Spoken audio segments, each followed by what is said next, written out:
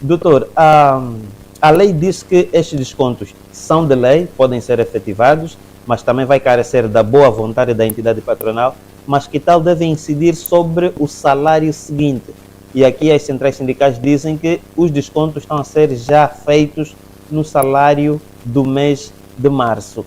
Como é que isso se pode explicar e como é que esses trabalhadores podem se socorrer da lei para se poderem defender? Bom, em primeiro lugar, muito obrigado mais uma vez pela palavra que me foi concedida.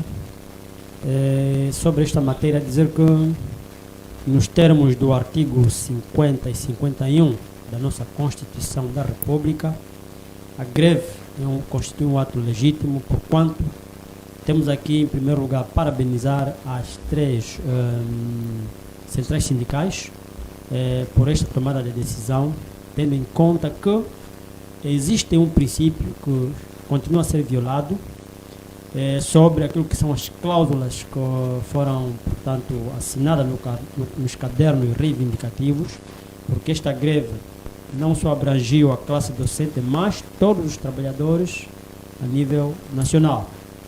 Significa dizer que, nesta altura, a solidariedade deve ser efetiva. E tendo em conta a pergunta que me coloca, na verdade, eu acho que o governo está agindo de má fé. As três centrais sindicais envolvidas. Estamos agora no mês de março, o mês de março está prestes a terminar.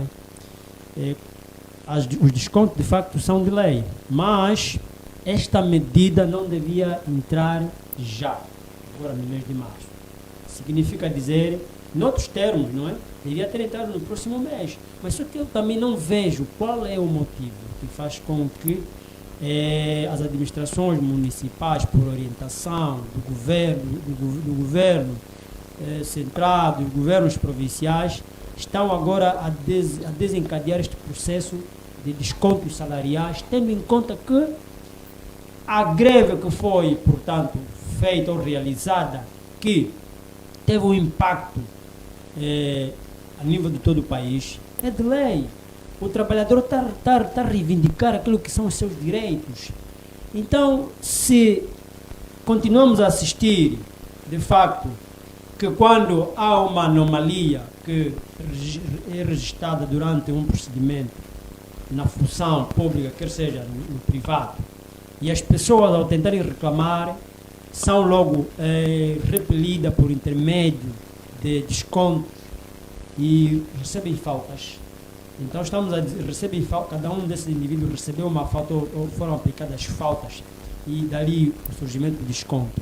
Estamos a querer dizer que daqui para diante não há necessidade das pessoas reivindicarem, porque a reivindicação constitui um direito consagrado e nenhum cidadão vai reivindicar só por livre vontade, só porque alguma coisa não lhe apeteceu, não, porque alguma coisa está mal.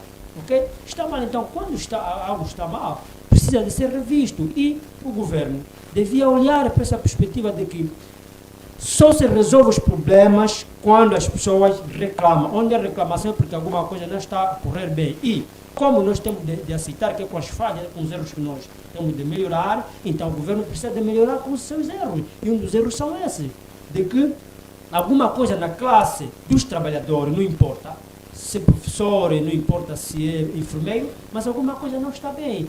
O aumento salarial, de facto, e eu disse isso no debate passado, que na minha opinião, talvez se calhar não seria uma medida mais adequada para melhorar as condições, não é, dos trabalhadores, mas chega a ser um grande impulso, chega a ser um elemento motivador, porque sem salário, de facto, ninguém consegue corresponder com aquilo que são as suas obrigações. Então, nessa ordem de ideia, o governo precisa de rever as suas ações, precisa de perceber que as pessoas estão a trabalhar, porque as pessoas estão, ou seja, as pessoas reivindicam, as pessoas partiram para a greve, porque alguma coisa está mal. E esta coisa que está mal, qual é?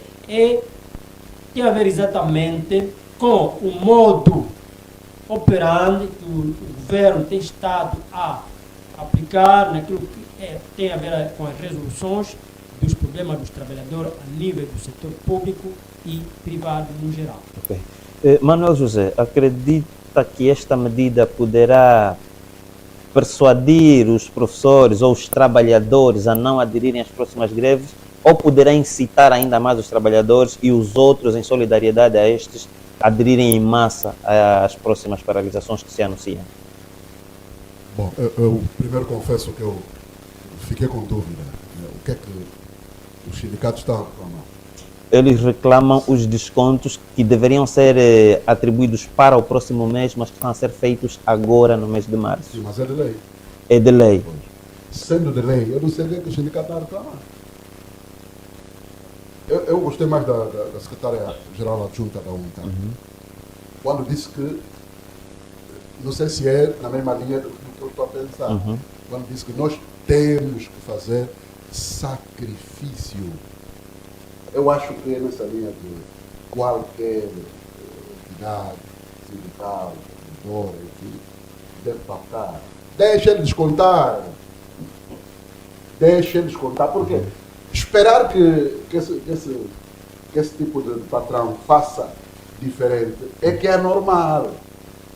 Porque eu costumo sempre dizer que tudo parte do pressuposto, da premissa.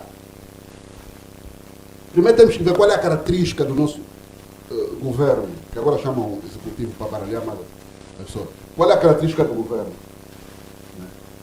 É um governo, vários entendidos em matéria de ciência política já descreveram que nós estamos, de fato, não de lei, de fato, num sistema de governo autocrático. O que é que se espera de um governo autocrático perante uma reclamação desta natureza? Ele vai sempre fazer represália. Então, eu acho que esse tipo de reclamação não devia... Aliás, a própria representante da UNTA, que esteve na conferência, disse isso mesmo. Acho que aquela parte é a parte mais importante.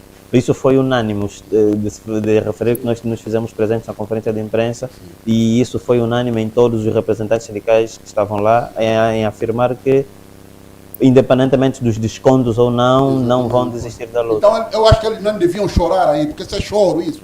É lamento em vão só. Mas não acho... acho... de lei, se é lei, ele deve... Depois fala de, acho que bom senso, ou sei lá o que, não. Ele, se tiver a lei no solar, ele vai mesmo aplicar. Vai aplicar. Por que ele tem que reclamar? Vamos supor, está bem, o desconto devia ser no mês seguinte. Qual é a diferença? Não é mesmo um desconto. Exato, mas... Você tem motivo para a conferência de imprensa? Essa é a minha opinião. Exato. Essa é a minha opinião. É como eu costumo dizer, o problema está mais embaixo. Né? Vai descontar, ok, vai descontar. É a natureza do governo que temos. Ele vai fazer represália, vai fazer sempre. Né? Agora, ele tem que se centrar no objetivo. Né? Qual é o objetivo dessa paralisação? Né? Devem se focar na segunda fase. Sei que são 3 fases. Sim. E a segunda já para agora em abril. Okay. Centrar as energias na segunda fase e na terceira fase. É ali onde dói mais, onde vai doer mais. Paralisação, se atingir 100%, é onde vai doer. Por quê? Porque esse governo ele precisa dos tostões, né, os burros de carga, passa a expressão, fazem a trabalhar, né, para dar dinheiro a eles, aos burgueses. Né? É ali onde dá imagem. Então, concentrar ali, nada de ficar a chorar por causa do desconto. Então, vamos descontar na mesma, se é de lei também, então não vejo problema nenhum. Okay. E há um outro... Sim, quer avançar, doutor? Eu queria só também acrescentar aqui alguma coisa. Na verdade, as centrais sindicais chamaram esta conferência de imprensa para poder manifestar aquilo que é o desagrado sobre a tomada de decisão que o governo fez em termos de despacho. Não obstante, é preciso sabermos que aquilo que está estatuído, não é, deve ser cumprido milimetricamente.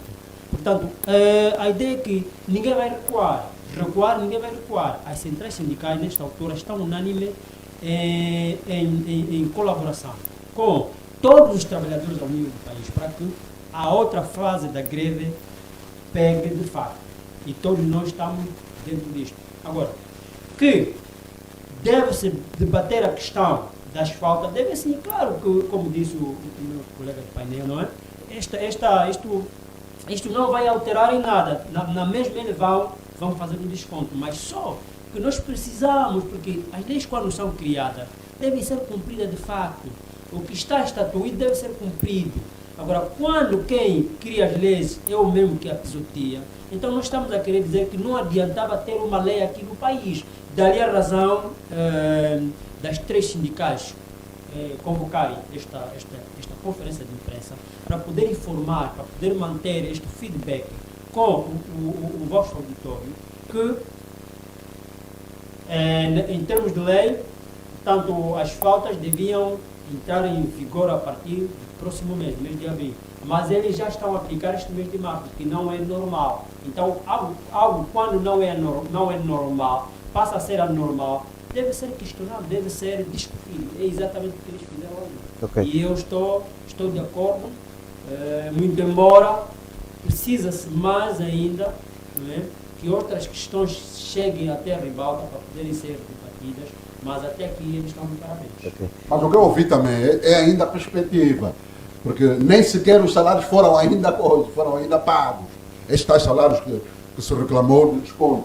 O que eu percebi noutros órgãos é que houve uma pressão do governo em retardar o pagamento dos salários do mês de março, no sentido de aplicar já os descontos aí neste mês. Mas Porque até os salários, as folhas de salário já tinham encerrado, já tinham fechado. Mas aquilo que nos fez saber, por exemplo, Adriano Manuel, que é o presidente do Sindicato dos Médicos, também esteve presente, é de que ele, na primeira pessoa, sofreu o desconto. Recebeu o salário, mas com um desconto efetivado. Aliás, o Dr. Manuel já sofre mais coisas, até os filhos dele são percebidos. Exato. E o que eu gostaria aqui também de trazer ao debate é o facto de a vice-presidente da UNTA ter enaltecido a postura dos órgãos de comunicação social privados em detrimento dos públicos por conta de uma questão. É que os órgãos públicos privados noticiam, e isso vem das entidades governamentais, de que a negociação está no nível de 80%. E ela diz que daqueles que são os pontos em debate, apenas 3 pontos foram discutidos. E que não é verdade que esteja a 80%. Algo que tem sido noticiado repetidamente pelos órgãos de comunicação social estatais. Qual é a vossa apreciação sobre isso? Qual é a novidade do meu caro Abelardo em relação a isso? Isso até não devia aquecer nem arrefecer. Mas não acha que a isso... postura dos órgãos de comunicação estatais é antiga, é conhecida. Eles, é assim, eles só noticiam fatos que, de alguma maneira, vai de encontro aos interesses de quem exerce o poder. Então, mas eu disse aqui não sei quantas vezes, quando eu sofri em 2015 aquele ataque no Zango, eu fiz carta para vários órgãos e o único órgão que não me respondeu, todos os órgãos da Assembleia Nacional, todos eles, Provedoria de Justiça, Ministério do Interior, todos os órgãos responderam. O único que não respondeu é exatamente aquele ministério ao qual eu faço parte, que é o Ministério da Comunicação, não sei qual é a outra quilometragem que tem aquele ministério. Portanto, a postura dos órgãos de comunicação não é novidade para ninguém, isso até nem aquece mais. Né? Aliás, eles têm restrições, os colegas que fazem o trabalho nestes órgãos têm restrições que são decorrentes da forma como aquilo é exercido. Aliás, há opiniões unânimes, né, relativamente à questão da dependência destes órgãos dos Ministério da Comunicação. Né? Até nem sei porque que esse Ministério existe. Um país que visa a democracia tem Ministério de Comunicação. O Ministério de Comunicação é para controlar. Se controlar, vai monitorar, vai asfixiar. Né? Então, essa postura não é novidade nenhuma. Porque eles só noticiam aquilo que interessa. Há fatos que acontecem que não são do interesse do governo, que não é noticiado. Mas quando houver uma reação de uma entidade do governo sobre este tema que não é noticiado, né, lá vão ocorrer os órgãos. Ou seja, se um indivíduo, por exemplo, que é ouvinte, é telespectador ou leitor destes órgãos, ele só ouve aqueles órgãos, ele até fica confuso. Ele ouvir um desmentir ou uma resposta de algo que ele não ouviu. Ok. Então, isso dos órgãos públicos, isso até nem devia mais preocupar, porque a postura, eles só falam, é mentira, só mentem. Ok, ok. Ok. Bom, Sim, telegraficamente. Gostava também de dar assim uma ponto de vista sobre essa questão. Temos que ter coragem, muitas das vezes, em abordarmos certos temas. Falando da comunicação, da comunicação social em Angola, até uma dada altura fica como se fosse um problema já viciado, ou seja, nós estamos acostumados dentro do país a ver os órgãos de comunicação social, sobretudo estatais, que escusam-se daquilo que são as suas obrigações. Qual das obrigações que esses órgãos têm é que passar informação nos termos da Constituição com rigor a todos que pretendem se informar do que ocorre dentro do país. Não obstante, ultimamente, parece que agora dá-se a imagem de que as coisas tendem a melhorar em termos de informação, mas não é verdade. É o que o meu companheiro falou há bem pouco tempo. Há informações que passam quando alguém que é de direito achar por bem que devem passar, mas há informações que não passam. Aquilo que é do interesse público, é do interesse do cidadão, não passa. Passa aquilo que é do interesse de quem está a fazer a própria comunicação, está a fazer veicular a própria informação. Logo encontramos aqui um contraste, né, naquilo que são os órgãos de comunicação estatais e os órgãos de comunicação privados, porque o privado desde já habituou-nos, a trazer informações que muitos dos cidadãos não tinham sequer o domínio. Já o estatal sempre procurou trazer-nos informações do tipo que ele acha que é do seu interesse e que pode fazer a vontade do mesmo que está, portanto, a praticar este ato. Logo, estamos aqui a querer dizer que não tem necessidade. Nós estamos num país democrático de direito, como se fala assim, em palavras muito, muito abertas, mas ainda continuamos a notar que a liberdade de expressão está muito distante da realidade. Os cidadãos precisam de exprimir aquilo que eles sentem no seu âmago e os órgãos de comunicação social precisam de informar com rigor, precisam de informar com isenção, precisam de comunicar para que aquele cidadão que se encontra lá numa zona recôndita, por exemplo, num Nambangongo, num Tubashi, num Calai, saiba de antemão o que está a se passar no país. E ali vimos praticamente que a vice-presidente da UNTA, não é? Informou, ou seja, fez veicular que não precisamos de nos conformar com o que está a ser passado em termos de informação. Okay. Os trabalhadores precisam de ter coragem. A coragem que ela enaltece aqui é no sentido de que devemos persistir, não devemos desistir. Para frente é o caminho. Portanto, haja desconto, assim como não. Precisamos de manter a nossa posição para que, de facto, o governo, não é, saiba ou perceba que esta reclamação que está a ser feita, que é de lei, não surge apenas por acaso, alguma coisa não está bem. Ok. Exatamente. Mesmo essa história do Bernardo, essa coisa do órgãos de comunicação público, órgãos de comunicação privado, é um estereótipo, explico-me. É uma estratégia que visa mesmo dividir. E dividir para quê? Para confundir a cabeça das pessoas.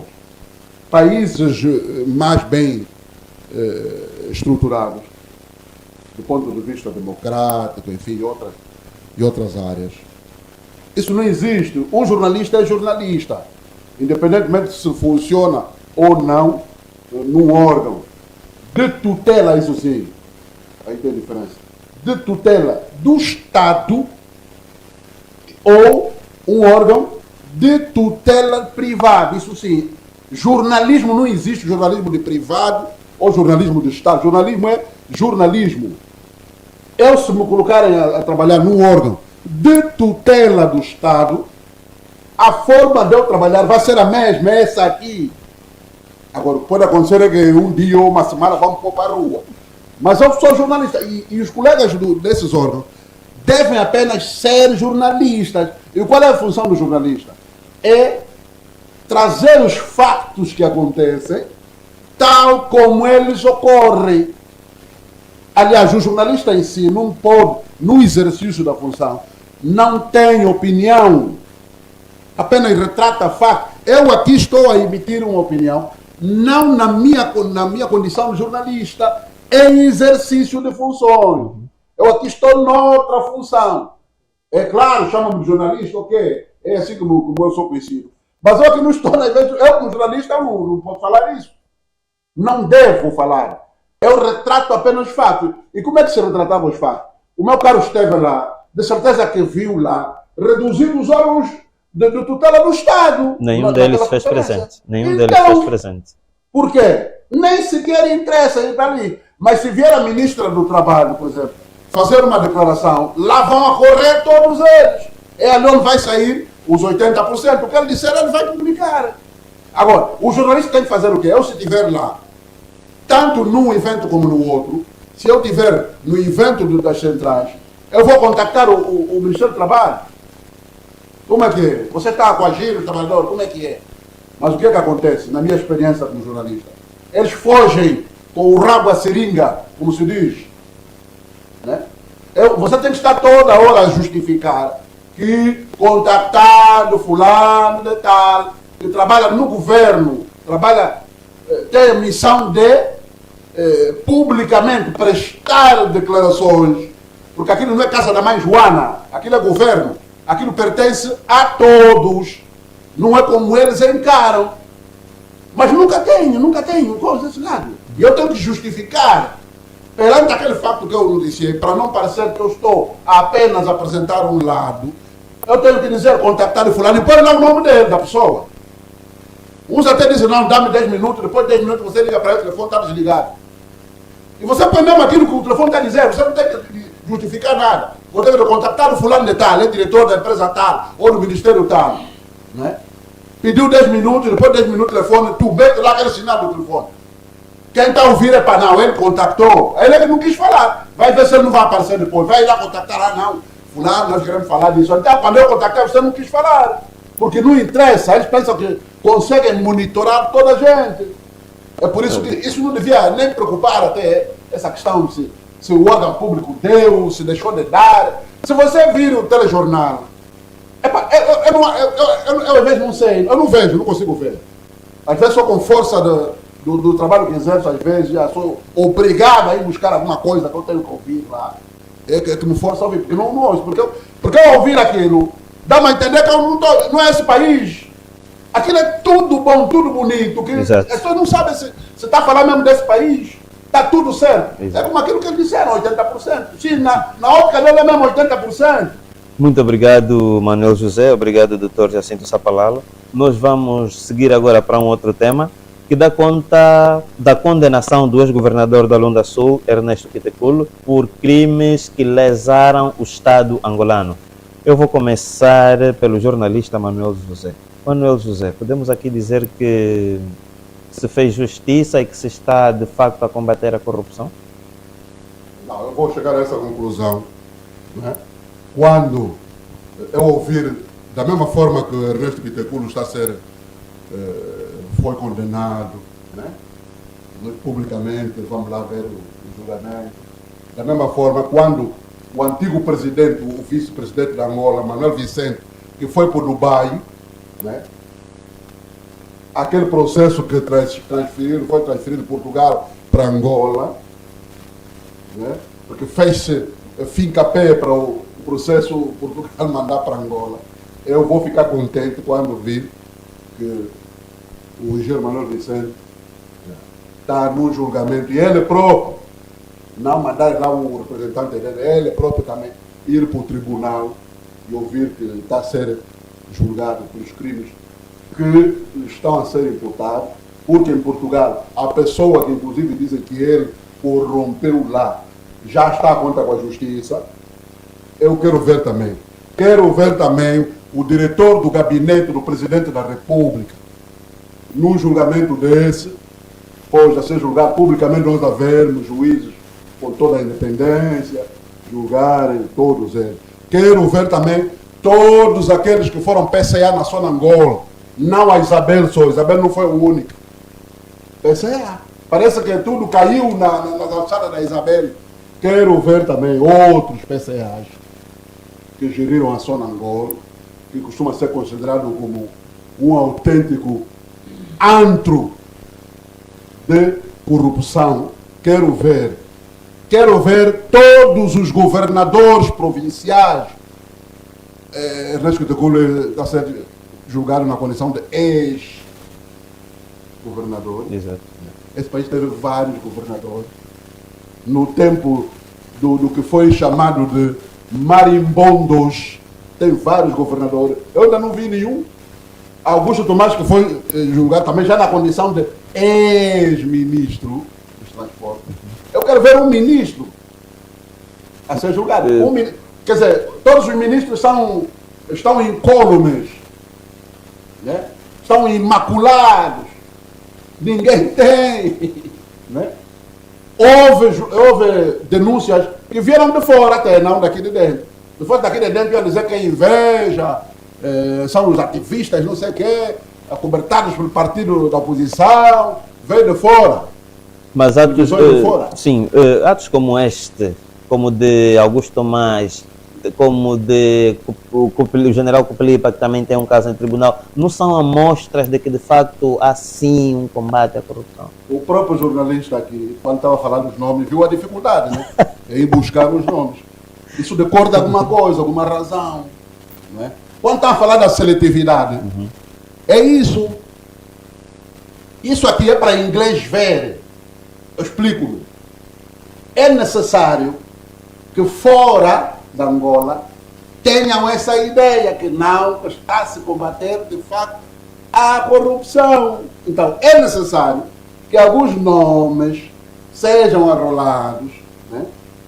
E é no âmbito mesmo de seleção. É uma seleção, é claro isso. Ernesto, é seleção. Eu não estou a dizer que ele não tenha cometido. Há crimes piores. O jornalista Carlos Rosado de Carvalho saiu da TV Zimbo por uma razão. Ele tinha naquele programa que ele tinha lá aos sábados, né, que agora a própria TV Zimbo adotou, que é o programa do Carlos Rosado, ele que levou lá aquele espaço. Ele tinha programado para um determinado dia falar do caso de Deltrudes Costa. A direção foi em cima que ele queria fazer o Carlos Rosado mudar de opinião. Não pode trazer esse caso. Não, é esse caso. Esse sábado eu vou fazer. Não vai poder apresentar aqui. Então pronto, meteu o corpo de definição. Saiu. Por que isso aconteceu? Há pessoas que são apadrinhadas. Há pessoas que são protegidas. Nomeadamente o que eu falei, o antigo vice-presidente da República. Da Manuel Vicente não está ali publicamente, não estão aí as denúncias. Não acontece nada, só com o Quiteculo. E nós vamos ficar mesmo aqui atentos, não, sim senhora, combate a corrupção. Né? A justiça não pode ser, não pode escolher. Eu caí, sou eu. Vou ser julgado. Se tiver que ser condenado, vai ser condenado. Ainda que ontem estávamos a dizer, o mais importante aqui em Angola é cumprimento do que está lá na lei, é cumprir. A nossa Constituição costuma dizer boas e mais da própria Constituição, mas primeiro cumpra já então a Constituição. Vamos cumprir a Constituição, vamos cumprir aquilo e deixar os órgãos próprios fazerem o seu trabalho. Não essa estratégia é isso de diversão. Essa estratégia, qual que Teculo, antigo governador, porque comprou não sei 4 carros, não sei o quê. Isso é distração. Por que não julgam Manuel Vicente? Mas ele é quem então? Antes diziam que não tem imunidade. Ou seja, Está mais lá na Assembleia? Não. Já não é vice-presidente, já passou 5 anos. Vão então, julgam então. Ok. Não acontece nada. Ok. Isso até irrita isso irrita as pessoas. Está a fazer as pessoas de parvas. Doutor Jacinto Sapalalo, qual é o seu parecer? Bom, eu continuo sempre a defender que existem questões que, para serem abordadas, de facto, temos que ter muita coragem. E um dos casos é esse mesmo, que tem a ver com a corrupção. Na verdade, eu sou da opinião que este conceito, ou seja, este tema foi mal concebido pelo titular do Poder Executivo, já que foi ele que, depois das eleições, portanto, apareceu como um cartão de visita para poder então apresentar aos angolanos que ele de facto estava interessado no combate à corrupção. Por que eu digo que um processo que começou foi mal concebido? Porque, segundo a nossa lei da probidade pública, okay, ela diz que todos aqueles que são nomeados, que são notificados para exercerem funções no âmbito do setor público, em primeiro lugar, o que eles devem fazer é trazer ao de cima aquilo que são os bens que eles ostentam, para toda a sociedade ter de facto uma ideia de o que cada um tem, não é? Em termos de bens, ok? Em termos de valores, patrimônio, e ser fiscalizado e saber se esse patrimônio que ele tem adquirido de forma lícita ou ilícita. Ali está. E é isso que a lei da propriedade pública defende. Mas, na realidade, nós estamos a notar uma outra coisa. Quando isso não acontece, logo caímos nesta situação. Por quê? Porque neste momento já lá decorre algum tempo combate à corrupção, mas o combate à corrupção que está a ser feito não é de formas como as pessoas estavam a prever, okay? Ou seja, existem cidadãos, okay, que nessa perspectiva estão a acabar por pagar o que eles não deviam, porque o que o meu companheiro do painel acabou de levantar agora, na verdade existe muita gente que deviam ser, portanto, notificada pela PGR para responder em tribunal em sede daquilo que eles estão a praticar como ato de corrupção, mas muita dessa gente anda por ali. Existem N processos, que muitos desses processos até hoje estão impunes, nunca ninguém sabe onde é que esses processos estão, se andam engavetados, para não citar nomes, porque estaríamos aqui a ser dilatórios. Mas o certo é que o próprio combate à corrupção foi mal concebido, porque a partir do Presidente da República, que é o titular do Poder Executivo, seria o primeiro, né, nos termos da lei da propriedade pública, a espelhar aquilo que são os seus bens, aquilo que é o seu patrimônio, para o cidadão ter noção do facto de que o Presidente da República, nesta condição em que ele conseguiu, portanto, tomar esta decisão, todos serão exemplares. Quando o Presidente da República não faz isso, meu caro, ninguém vai conseguir cumprir, ninguém. Portanto, hoje todos estão a se amagolar nesta perspectiva de que o Presidente da República, como não foi exemplar neste processo de combate à corrupção, muitos estão a se aproveitar deste quesito. Logo, caímos nessa situação. Mas vamos incentivar, não parabenizar, mas sim incentivar a PGR que continue com o seu trabalho, muito embora não seria desta maneira, porque nos termos da própria lei está-se a violar aqui muitos princípios, okay? Está-se a violar muitos princípios pelo facto de que um processo dá início, nunca se sabe como é que ele termina. Há processos que nunca se sabe como é que eles começam, mas estamos a ver o fim, é um fim muito desastroso. Agora vamos acompanhar esse caso do antigo governador, não é? Vamos acompanhar. Agora foi condenado, esperamos que nos termos da própria lei se consiga cumprir milimetricamente com aquilo que são as cláusulas que ela apresenta sobre a corrupção, sobre os atos de prática de corrupção, que os outros que estão na mesma condição também nos termos da lei, consigam cumprir milimetricamente aquilo que a própria lei também orienta, que os seus advogados estejam à altura para poderem fazer jus a isso, para termos uma ideia de que, de facto, o país precisa de mudar, para termos uma ideia de que, de facto, as nossas leis foram criadas não para estarem simplesmente não para estarem simplesmente aqui criadas, mas que, na prática, têm uma razão de existência, porque, de facto, se não fazer isso, estamos a querer dizer que não adiantou essas leis existirem, não adiantou decretar o próprio combate à corrupção, porque não faz sentido, não se faz cumprir. Mas quem é que está mesmo, quem é que foi notificado e acusado, nos termos da lei, neste crime de enriquecimento ilícito, neste crime de prática de atos de corrupção, que desde o processo de instrução preparatória, desde a consumação do mesmo, transitou em julgado e hoje está a cumprir a própria pena como devia ser, eu tenho imensas dúvidas. Ok. Eu volto aqui ao Manuel José, ainda neste tema. Para si, o que é que pode estar a motivar esta dita seletividade? Tanto é que, conforme mencionaram os dois convidados, de que há uma seletividade em que uns são postos à amostra e os outros não. Como é que se pode justificar essa aparente seletividade? Bom,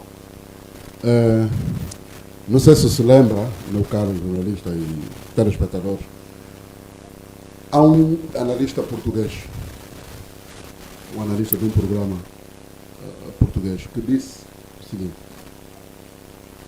para se levar adiante essa medida de combate à corrupção em Angola, a começar pelos chefes, teria que se fazer um harakiri, termo japonês. Ou seja, o que esse analista diz? Que o próprio líder tem que se prender ele próprio, amarrar. Uma outra citação de um cidadão angolano, Dr. Justino Pinto de Andrade, uma frase muito curiosa, que ele disse que todos os dirigentes do FPLA deviam se apresentar periodicamente nas quadras mais próximas. Se levar no rigor, como o meu colega de painel diz, rigor, combate à corrupção, o que é que se fez durante esses anos todos em Angola? A começar de cima. E contaminou também aqui embaixo. Porque isso já está enraizado. Isso já está saiu de cima, veio cá para baixo. É como o meu colega de painel disse.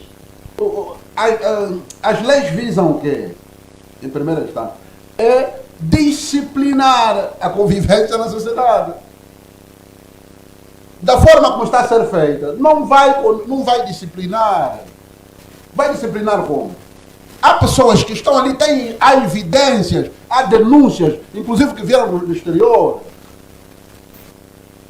Mas sobre essas pessoas não acontece nada. Okay. Há uma ou outra que pegam e levam lá, é aquilo que eu disse, para inglês ver, para dar a entender lá fora. Mas também as pessoas lá fora também não são ingênuas. Eles têm os seus informantes, têm as suas informações aqui mesmo. Okay. Então, a única razão só que faz com que isso... Por exemplo, essa questão dos filhos do presidente José Eduardo Santos. Mas acha que é normal, aquilo só é normal.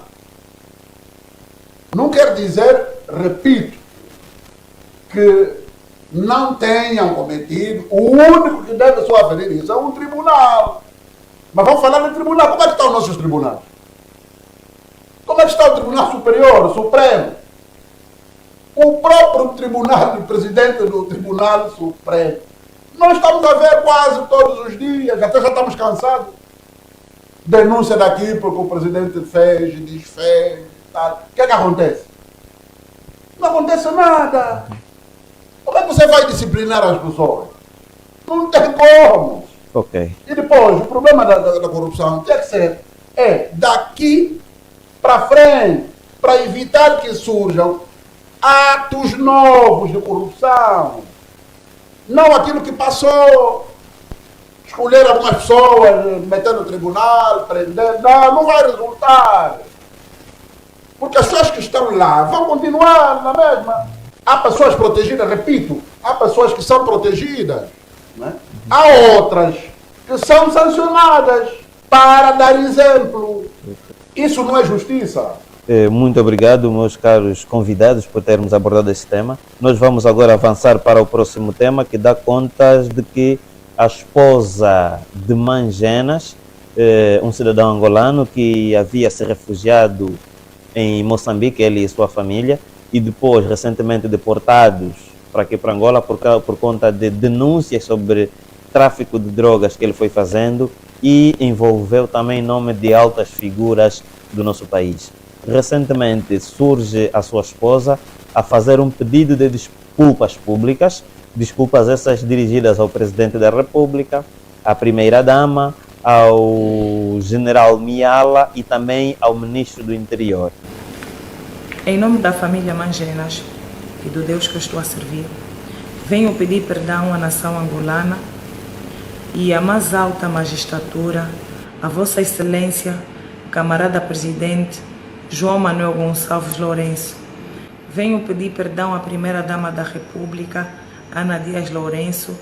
Venho pedir perdão ao Senhor Ministro do Interior, Eugênio César Laborinho. Venho pedir perdão ao General Miala. Venho pedir perdão a todos os órgãos desta nação. Venho pedir perdão à sociedade em geral e à entidade eclesiástica. Reconhecemos que falhamos. Pela misericórdia e o perdão de Deus, estou a pedir perdão em nome da família Mangenas.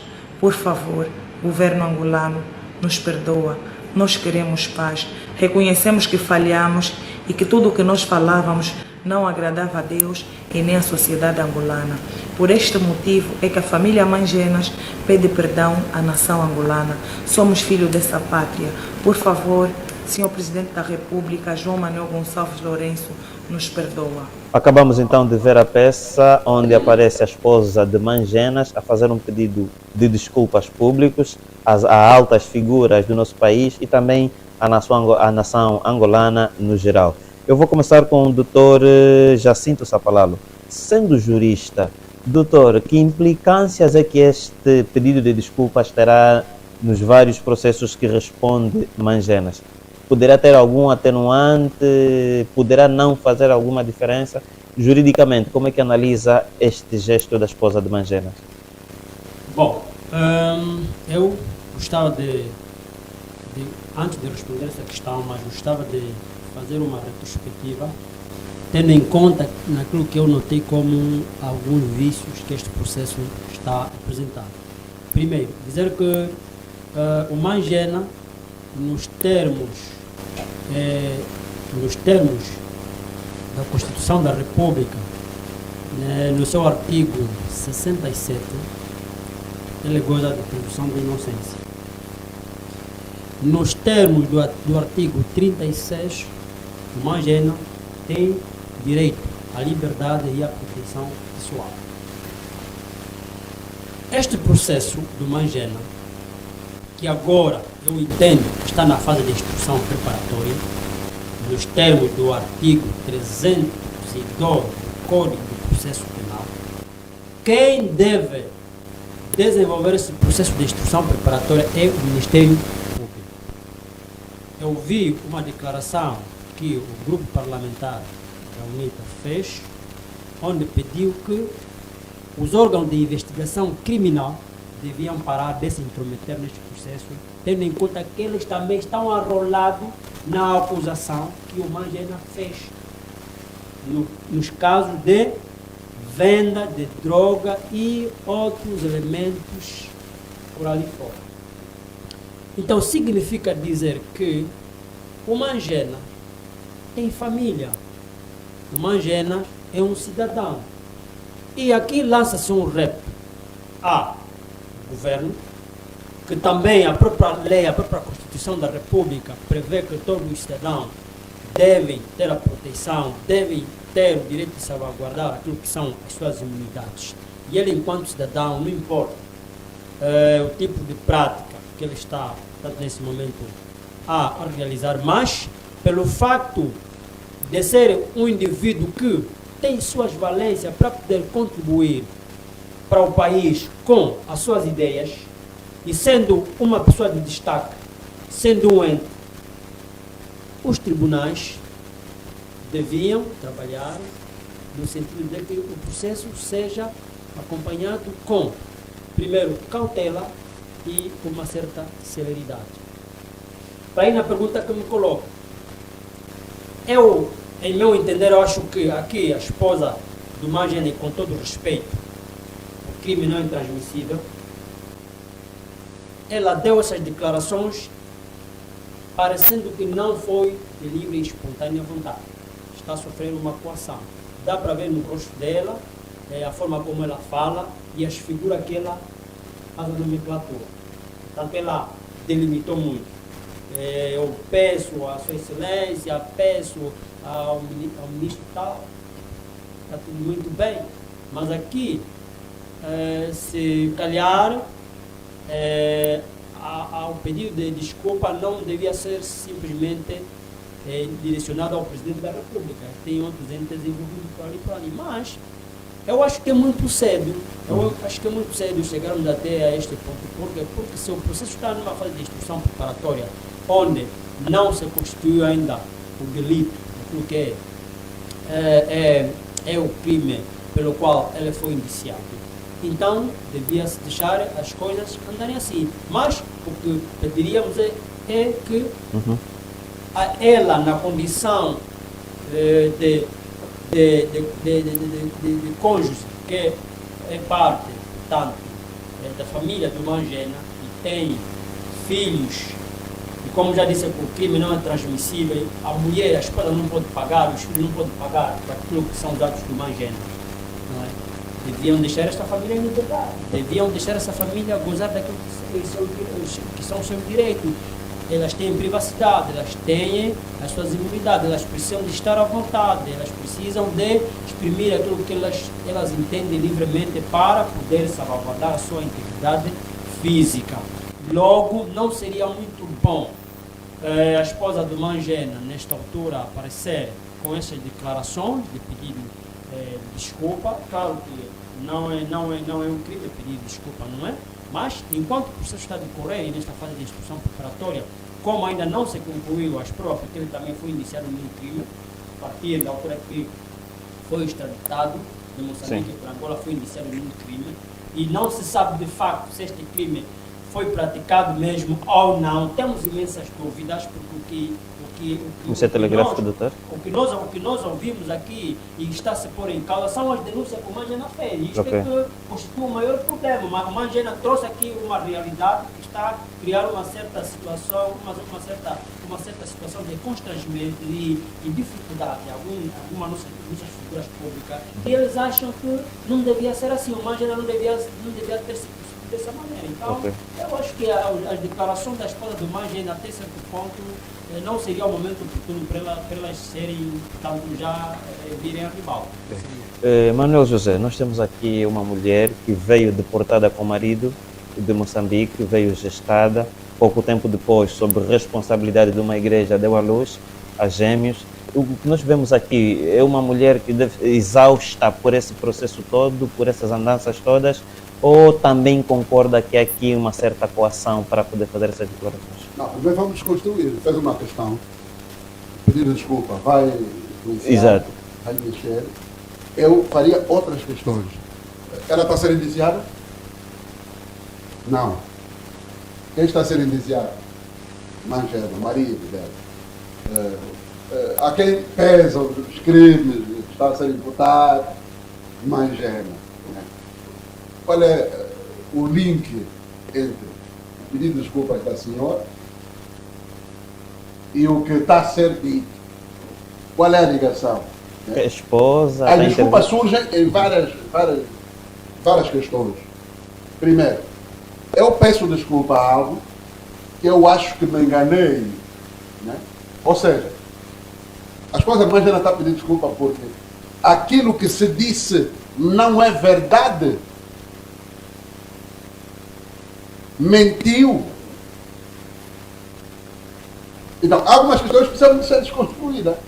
Se quem está a ser indiciado é o Mangenas, eu acho que o pedido de desculpa devia ser do Mangenas. Se nos lembrarmos, o ativista Tanais Neutro teve quase nas mesmas condições, quando foi dito que a soltura dele estava a depender do pedido de desculpas ao presidente da República. Eu ouvi isso. E Tanais Neutro foi mais longe. Disse, não, eu não vou pedir desculpa, porque eu não cometi erro. Ou seja, daí eu vou questionar o que é que vale um pedido de desculpa? O que é que a esposa do Mangenas está a dizer com o pedido de desculpa? Por exemplo, na questão dos assassinatos, né, dos conflitos em Angola, houve um pedido de desculpas do presidente atual da República pelos atos cometidos. Significa dizer, está a se desculpar pelas famílias. Não quer dizer que os atos não são verdade. Aconteceu mesmo. Ou então, naquela primeira opção que eu dei, que eu me enganei, que é mentira. Qual é a questão? Então eu pego na última questão que o meu colega de painel trouxe. Parece que a senhora está a ser coagida. É um pedido de desculpa pressionado. Alguém aconselhar entre aspas. Alguém induziu a senhora. Olha, é melhor você pedir desculpas, senão... Essa é a minha leitura em relação a esse pedido de desculpas. Ok. Porque não é natural. Significa o quê? Aquilo que o Mangenas disse é mentira. Sobre o tráfico de droga, não sei. Não se esqueçam que o Mangenas foi elemento ativo. Daí aquela questão que o meu colega aqui levantou. Do SIC. Não fazer parte. Não fazer parte. Ok. É duvidoso esse pedido de desculpa? Tá bom. Nós vamos falar agora, e eu vou pedir a vossa intervenção de maneira telegráfica sobre os problemas dentro do Partido de Renovação Social. Estava em andamento a realização do 5º Congresso do Partido de Renovação Social, onde concorria sozinho Benedito Daniel, depois de se terem chumbado as candidaturas de Gaspar dos Santos e Sá Paulo Antônio. O Tribunal Constitucional fez sair uma declaração em como dá provimento ao recurso apresentado por Sá Paulo Antônio pela invalidez ou invalidação da sua pretensão de candidatura, e o tribunal disse que o PRS não pode realizar ou não deve realizar o 5º Congresso sem a presença de Sá Paulo Antônio.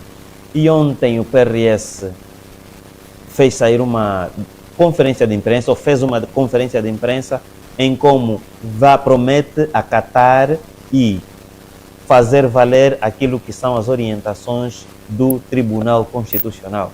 Eu vou começar com Manuel José. As macas no PRS. Eu vou poupar o tempo até o programa.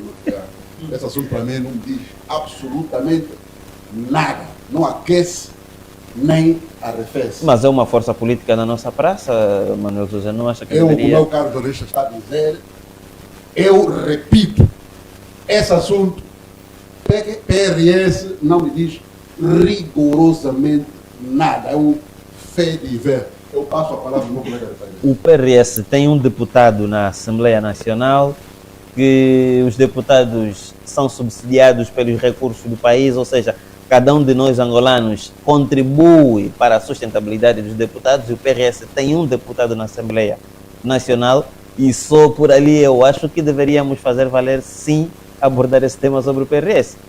Doutor Sá Palavra. Bom, obrigado pela palavra. De maneira telegráfica. Exatamente. Dizer que nos termos do artigo 17 da Constituição da República, todos os partidos concorrem para um processo de sociedade cuja finalidade é a criação de um ambiente político saudável para que os cidadãos se revejam dentro dos marcos que os partidos pretendem. Eu entendo que entendo que o Tribunal Constitucional teve uma medida, na medida daquilo que foi o processo, ou seja, daquilo que foi o recurso cometido pelo doutor Sapala Antônio como um dos concorrentes, mas trazer aqui uma questão. É preciso que também os partidos, em sede ou na vigência da realização desses congressos, haja uma organização no seu todo para que esses problemas, esses pequenos vícios fiquem ultrapassados, porque isso depois também dá uma má imagem. Porque naquilo que nós ouvimos e temos estado a acompanhar, e eu tive uma conversa com alguns entes ligados ao PRS, é que houve aqui uma certa série de violações, sobretudo a partir do próprio processo, não é? Que deu acesso à convocatória do Congresso, que não foram cumpridos. Okay? Estes elementos e outros é que estão a criar esta série de alarido, porque não é possível, num país democrático de direito e mais, os partidos políticos precisam, não é, de encarnar esta realidade, porque são eles que fazem política, são eles que cativam os cidadãos para poderem aderir ao que é o ambiente político. Precisam demonstrar que há maturidade deles próprios, há maturidade em termos de resolução de alguns problemas, porque não é possível. Parte-se para o Congresso, devia-se criar uma comissão, esta comissão queria convocar outras subcomissões, deveriam estar em sede da realização de outros procedimentos para que os candidatos, em sede dos seus mandatários, pudessem fazer a entrada das suas candidaturas e tudo mais. Isso tudo não foi levado em conta. Houve alguma série de anomalias que criaram revolução e notamos que aqueles que apoiam o doutor Sapala Antônio e outro jovem que também é concorrente acharam que aqui há uma coisa que está sendo violada. Daí a razão de ter remetido esse recurso ao Tribunal Constitucional e o Tribunal anuiu, de certa forma. Vamos esperar o veredito final, mas era para deixar um repito aqui, que não é um ambiente saudável, não é um ambiente salutar. Os partidos devem, nessa concorrência para o federal máximo da República, devem pautar pela criação de condições de uma maneira mais cívica, mais articulante, estabelecendo aquilo que são os estatutos que cada partido apresenta, para que os congressos decorram em sede de um ambiente saudável. Não é bom nós continuarmos a assistir um tribunal tem de tomar medida na última da hora sobre um processo eleitoral que está a decorrer dentro do partido, quando os próprios partidos têm estatutos. Os estatutos são órgãos que estão ali para poder, através dos seus comitês, ou seja, das suas comissões, a comissão política, o comitê permanente, são órgãos, não é, deliberativos, que estão ali em frente para poder fazer acontecer as coisas de maneira que corram de uma forma natural. Então, obrigado. Precisamos de propiciar esse ambiente. Obrigado, doutor Jacinto Sapalalo. Vamos passar para o próximo tema e também vou começar com o Manuel José. O próximo tema está ligado às autarquias locais. O governo anunciou a pretensão de enviar à Assembleia Nacional a sua proposta de institucionalização das autarquias locais. Há bem pouco tempo nós acompanhamos, as semanas passadas, a UNITA a fazer a apresentação da sua proposta de lei para a institucionalização das autarquias locais. A semelhante da UNITA, surge agora também o governo a fazer a apresentação da sua proposta de lei para a institucionalização das autarquias locais, que poderá ser apresentada à Assembleia Nacional. Manuel José, podemos considerar que estamos próximos de termos finalmente as autarquias locais? Bom, primeira observação daquilo que eu costumo dizer aqui, o tal vício da bipolarização dos problemas de Angola. Veja que, se não é o governo suportado pelo MPLA, tem a UNITA do outro lado. MPLA, UNITA, MPLA, UNITA. Essa é a observação. Indo para o assunto. Bom, costuma-se dizer assim que o peixe morre pela boca. Por que eu digo isso? O presidente da República, João Lourenço, disse repetidas vezes que o problema tem impedido a implementação das autarquias em Angola tem a ver com a Assembleia Nacional, com os deputados. E ela ainda disse em tom de voz: eu não sou deputado capacitado. O problema é com a Assembleia. Agora a notícia qual é? Conselho de Ministros, né? Vai apresentar a proposta de lei para Proposta, exatamente a última lei, aquela única lei que falta para completar o pacote legislativo para as autarquias. É exatamente essa lei, né? Delas também mal feitas, sem fiscalização. Agora, o crescimento consiste em duas vertentes. Okay? Na vertente de desenvolvimento, na vertente também de crescimento. Ou seja, uma coisa é crescer e outra coisa é desenvolver. Mas o que nós precisamos é desenvolver, porque o desenvolvimento é que gera desenvolvimento é que gera o bem-estar. Nós temos escassez, não é, de bem-estar.